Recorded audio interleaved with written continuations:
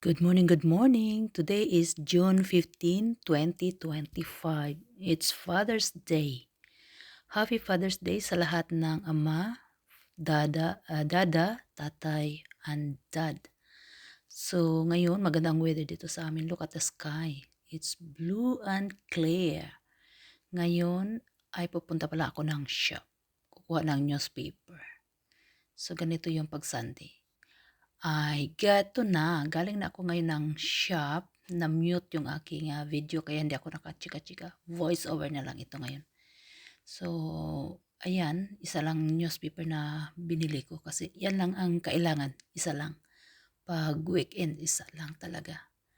Ayan. So, ngayon naka-ready na ako. After this, magpunta ako ng simbahan kasi today is day off ko ngayon. Yan ang mga ginagawa ko pag Sunday. Actually, pag wala kaming gala ng aking amiga kasi meron siyang work today, all day.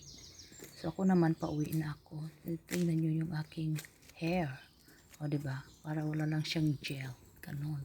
So, thank you for watching. See you later. Bye!